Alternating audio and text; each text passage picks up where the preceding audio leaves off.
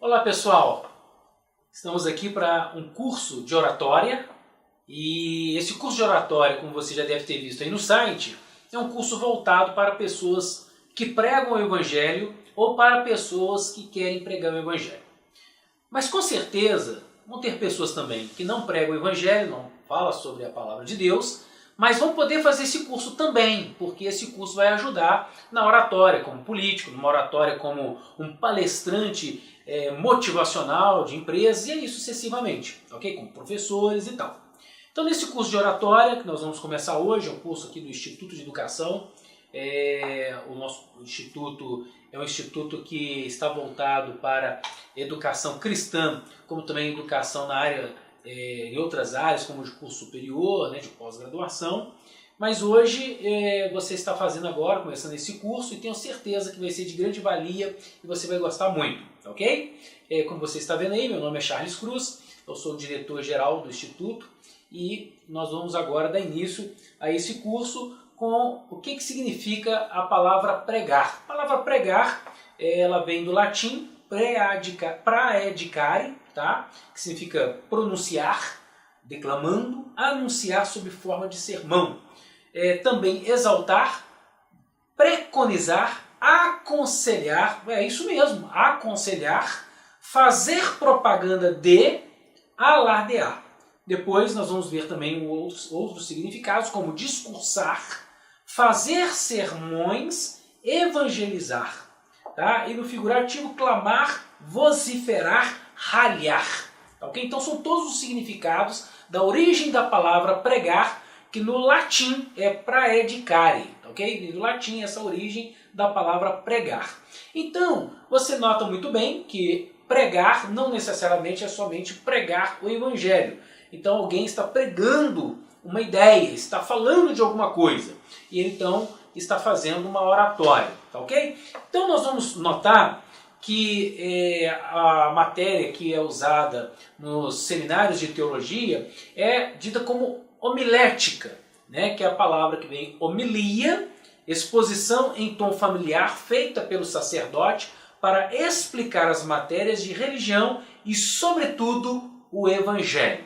Então, essa é a origem da palavra homilética, né? No latim é homilia e do grego homilia, tá ok?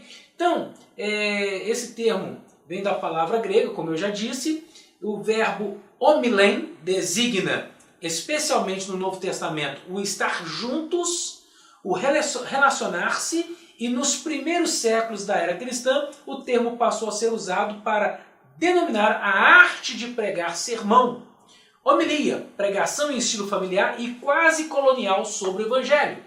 Então, essa palavra homilética, eu até costumo fazer uma brincadeira, né? Da homilia, que é esse termo de pronunciar, de falar, mas ética. Homilética. Né? Eu gosto de fazer essa brincadeira com as palavras, e principalmente com essa palavra, entendendo em primeiro lugar que o orador, aquele que está fazendo uma oratória, aquele que está pregando, aquele que está anunciando, seja lá o que for, ele precisa ter ética. Independe do que você está falando. Porque quando você está fazendo uma oratória, quando você está falando, quando você está fazendo uma homilia, você está influenciando pessoas. Você está anunciando algo de importância, que deva ser algo de importância. Então, por isso que eu gosto de fazer essa brincadeira, né? Homilética, né? Homilia mais ética. Tá ok? Então, gente, gostaria de recapitular aqui para você que pregar, da palavra do latim, praedicare, pronunciar, declamando, anunciar sob forma de sermão. Por que como forma de sermão? Nós vamos notar que, se você quer fazer uma oratória, você precisa ter algumas técnicas, fazer algumas técnicas de como montar esse sermão.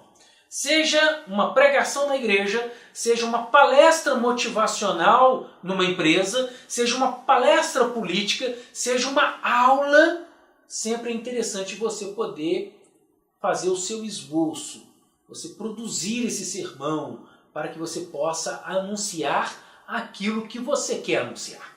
Tá ok? Então, nesse curso, nós vamos ver sobre essas técnicas. nós vamos ver sobre algumas coisas que vão te ajudar a influenciar na sua palestra, porque quando você fala, você pode desanimar as pessoas ou você pode animar as pessoas. Você pode convencer as pessoas ou você pode não convencer. Tá? Então, nós vamos ver algumas técnicas e espero que eu esteja convencendo você neste curso, tá ok? Porque eu estou agora dando essa aula para você, não é verdade? Então vamos lá. A palavra ética, né, que vem do latim, no grego é etike, ciência da moral. Moral é uma palavra da disciplina filosófica que tem por objetivo de estudo os julgamentos de valor na medida em que estes se relacionam com a distinção entre o bem e o mal. E nós vamos notar que os filósofos, alguns filósofos, a maioria dos filósofos, eles eram pessoas que tinham oratória, e a oratória era bem interessante. Inclusive, fazendo aqui um parênteses, eu sempre gostei muito de pregar, de dar palestras, e eu aprendi a dar aula, embora eu não gosto muito de rotina, de estar sempre dando ali uma matéria. Eu acho que talvez pelo fato de eu ter um temperamento mais sanguíneo, sou muito explosivo, mas eu aprendi com o professor como dar uma excelente aula. E eu notei que ele percebeu esses princípios de alguns filósofos, né? Que são alguns princípios, algumas técnicas bem interessantes, né? Que esses filósofos usavam para poder fazer as suas oratórias, né? E eles usavam tanto a oratória como a retórica. Tá ok? Então nós vamos trabalhar esses assuntos, essas técnicas. Tenho certeza que você vai gostar muito e com certeza você vai desejar aprofundar mais e mais e mais, porque eu já estou há alguns anos como pregador, como palestrante, e no entanto eu sempre vejo a necessidade de estar aprofundando mais cada dia nesse assunto. E eu tenho certeza que você também vai ter esse desejo ardente no seu coração de dar continuidade no aprendizado, tá bom? Então vamos lá, dando continuidade, como eu disse, sobre a homilética, que é uma matéria usada nos cursos de teologia. Então a oratória geralmente está dentro lá do curso de homilética. E homilética, o que significa a homilética? É a ciência que se ocupa com a pregação cristã e de modo particular com o sermão proferido no culto, no seio da comunidade reunida. Então é o significado da palavra homilética, tá ok? Muita gente não conhece esse termo homilética, então nós achamos melhor colocar o nome do curso, o curso de oratória. É mais popular, mais fácil das pessoas poderem assimilar e entender. Ok? E aí nós vamos entender sobre a retórica, a oratória.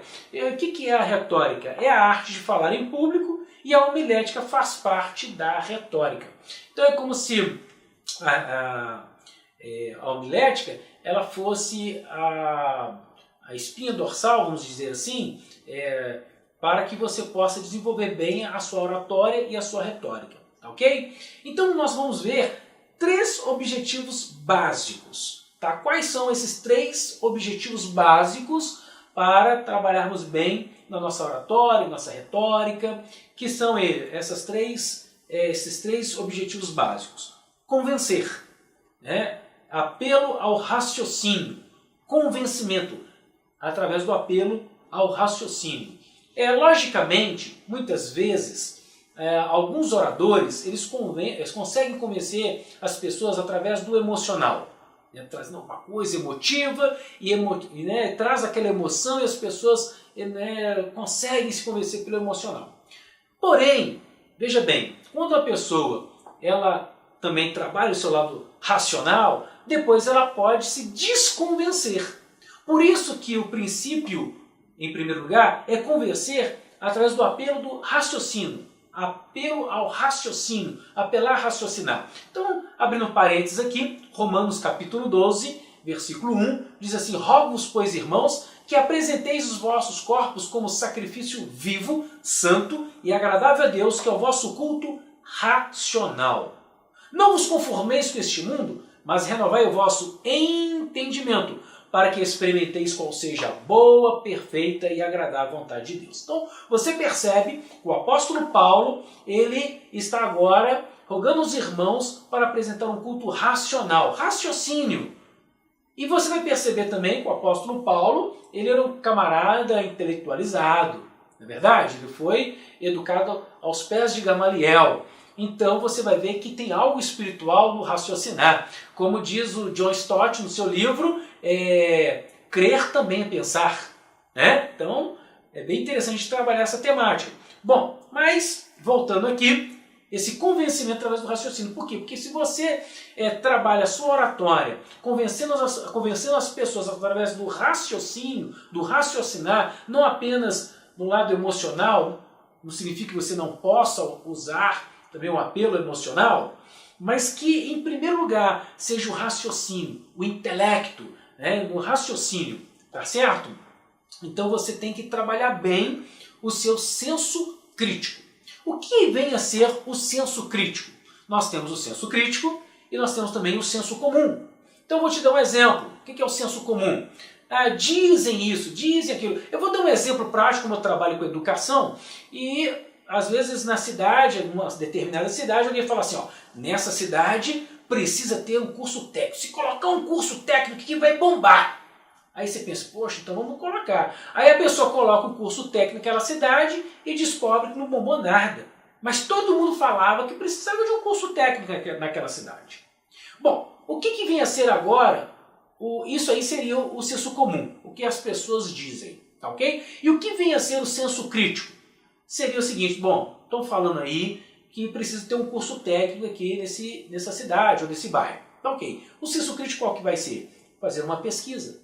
E através da pesquisa, logicamente, a pesquisa vai ter uma margem de acertos e de erros, mas o senso crítico é isso. É quando se faz uma pesquisa, quando tem uma comprovação científica, que nesse caso é a pesquisa. E aí fez lá, ó, aqui realmente precisa de um curso técnico. Ou, não, aqui não precisa. Por quê? Por causa disso, daquilo, faixa etária de pessoas que fazem isso, fazem aquilo. Como, voltando aqui na área de educação, uma pessoa falou também a senso comum, em determinada ocasião, que às vezes uma cidade muito industrial não se cabe muito cursos na área de filosofia, pedagogia, na área de humanas e tal, porque as pessoas são mais voltadas a fazer um curso de administração, de contabilidade ou na área industrial.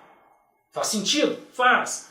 Mas o que vai comprovar isso e realmente é isso mesmo? Uma pesquisa. Não significa que o senso comum esteja errado, mas a pesquisa ela vai confirmar ou não o senso comum. Então, quando a gente está falando de apelo ao raciocínio, no caso de alguém que vai dar uma palestra empresarial, ele vai trazer estatísticas. Ele vai falar a nível de senso crítico, não a nível de senso comum. Alguém que vai dar uma palestra política, ele tem que convencer com o senso crítico. Tudo bem, às vezes ele pode até usar o apelo emocional, né? Mas é importante que se trabalhe o senso crítico, o raciocínio. Olha, por causa disso, por causa desses dados, por causa disso, assim, assim, assado. Entendeu?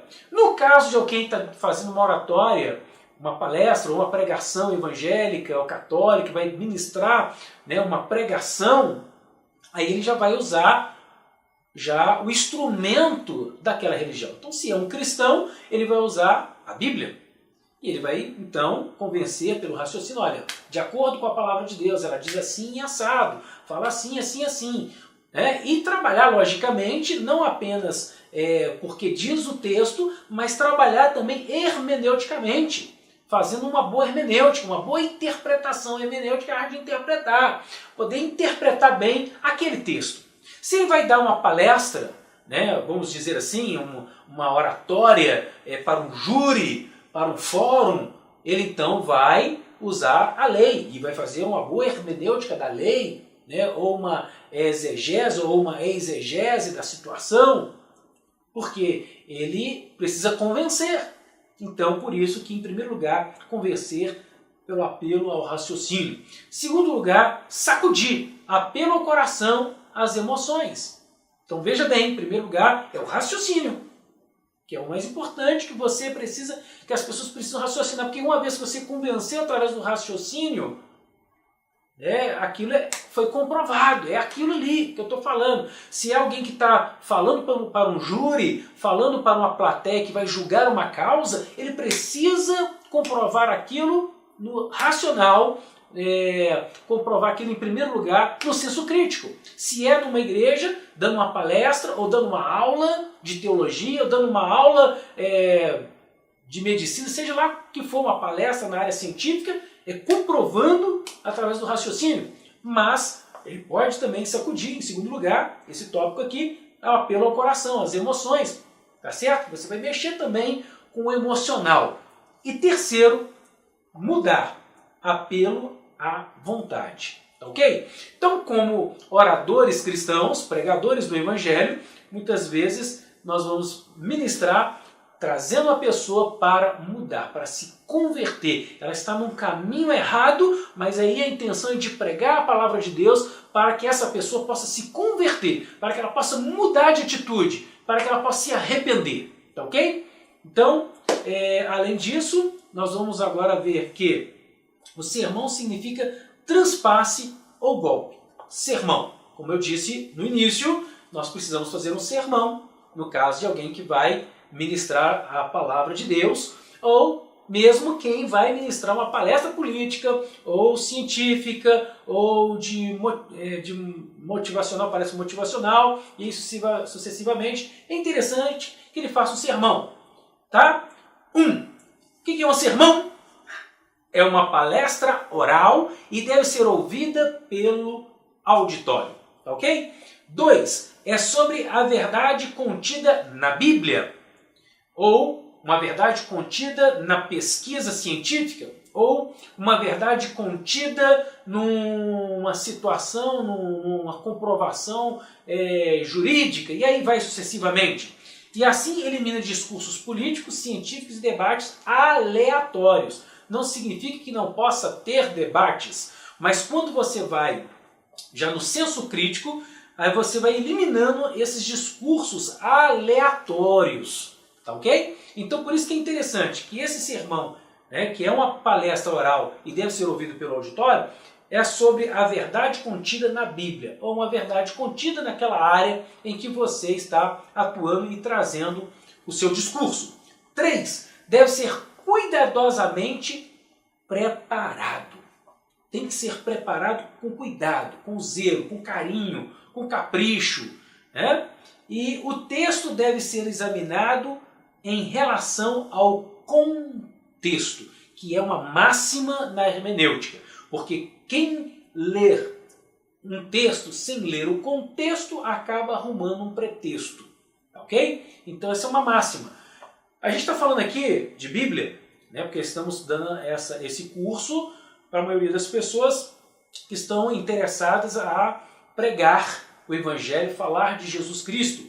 Mas mesmo sendo em outras circunstâncias, como por exemplo, alguém que vai convencer um júri, então ele deve fazer essa hermenêutica e trabalhar essa máxima, porque de repente ele vai ler apenas um texto sem ler o contexto e vai virar um pretexto e aí vai dançar. Então por isso que tem que ser bem examinado, bem trabalhado, para que essa palestra possa ter o máximo de convencimento possível. Tá certo? Bom, então vamos lá. Deve ser cuidadosamente preparado, o texto deve ser examinado em relação ao contexto. 4. Tem em vista a persuasão. O alvo não é somente conseguir a atenção do auditório, mas convencê-lo a aceitar a verdade por ela apresentada. Vamos repetir? Tem em vista a persuasão.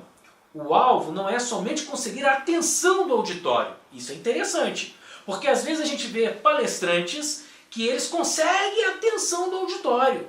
Eu até costumo dizer, tem muito palestrante palhaço, que gosta de fazer palhaçada, brincadeira e tal. Eu, em particular, eu acho que isso de uma forma dosada é gostoso, mas às vezes quando é demais, você somente atrai a atenção do auditório.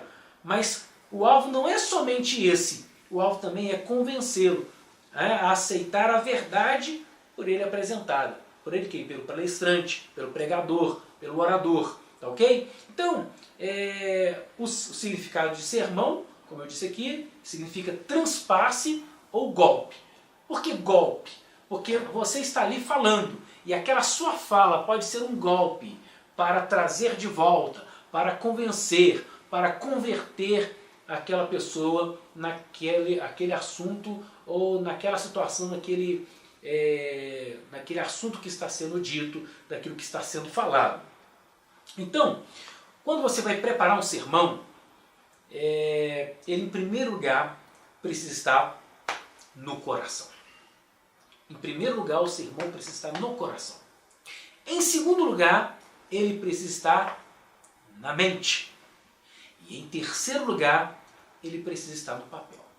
Eu até gosto de uma brincadeira, né, de uma historinha que um amigo meu conta muito, que é um bispo anglicano, o bispo Moreno.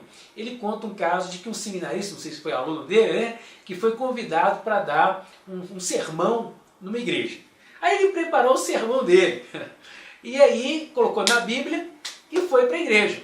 Chegou todo entusiasmado e tal, chamaram ele à frente. Aí quando ele chega, ele abre a Bíblia e ele procura o papel do sermão e não acha. Ele olha para um lado, olha para o outro, joga a Bíblia para cá e para lá e tal. Ele olha para a Bíblia, olha para o público, olha para a Bíblia, olha para o público. Ele vira para todo mundo e fala assim, olha gente, até um tempo atrás, alguns minutos atrás, eu e Deus sabíamos o que eu ia pregar.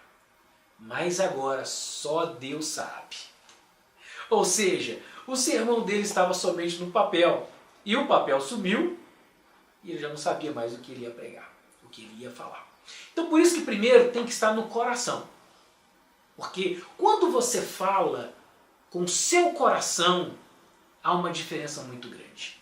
Então em primeiro lugar, o sermão precisa estar no coração. Em segundo lugar, ele precisa estar na mente. E em terceiro lugar, no papel. Então, o papel ele ajuda. Ou papel, eu estou falando papel, mas pode ser um tablet, pode ser no computador. Tá ok? Mas está escrito para que você possa seguir, para que você possa, né, usar aquilo ali como bússola, né, e você seguir aquilo que você, aquela ideia que você quer passar, aquilo que você quer falar. Tá certo? Dando continuidade, uma coisa que às vezes as pessoas não observam, mas é muito importante que seja observado: o tempo do sermão. Tá ok? Tem gente que acha que é muito legal você poder dar 2 horas de sermão, 3 horas de sermão, 1 hora de sermão. Não necessariamente. Isso é muito relativo. Porque é o seguinte, durante 40 minutos, uma pessoa consegue captar 70% de informação daquilo que você está falando na sua palestra ou no seu sermão. Após os 40 minutos, essa capacidade cai para 15%. Ou seja, depois dos 40 minutos, diminui muito e a pessoa já não começa a ter tanta capacidade para receber aquilo que você está falando. Por isso que o ideal é você passar o máximo possível, né, com bastante técnica e com bastante clareza o que você está falando durante os 40 minutos, os primeiros 40 minutos. Haja vista que você nota muito bem que muitas vezes nas aulas, nas escolas, nas faculdades, geralmente as aulas têm a duração de 50 minutos. Né? Isso faz sentido, porque se durante 40 minutos a pessoa consegue captar 70% e depois disso cai 15%, significa que um professor, até que ele começa na aula, ele chega na aula, ele chega dentro da sala de aula, até que ele cumprimenta o pessoal, até que ele faz uma chamada e tal, já passou uns 5 minutos, ou talvez até 10, depende do caso, né? E ele vai dar a aula dele. Aí, depois ele encerra a aula, ele talvez vai ter mais um tempo ali para combinar alguma coisa, então você nota muito bem que esses 50 minutos já não é à toa. Às vezes as pessoas perguntam, 1 hora, como é que é esse negócio de hora-aula? A hora-aula é 50 minutos? Né? Não, hora-aula são 60 minutos, é a hora, 1 hora. De fato é isso. Mas geralmente as escolas, elas dividem esse período em 50 minutos.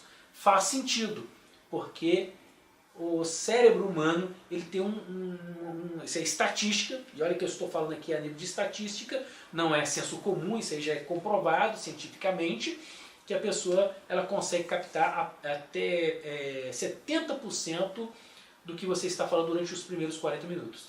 E após os 40 minutos, cai para 15%. Então, para a gente encerrar aqui esse primeiro módulo, né, o palestrante, o orador, aquele que está falando, aquele que está pregando, ele tem que tomar cuidado com isso.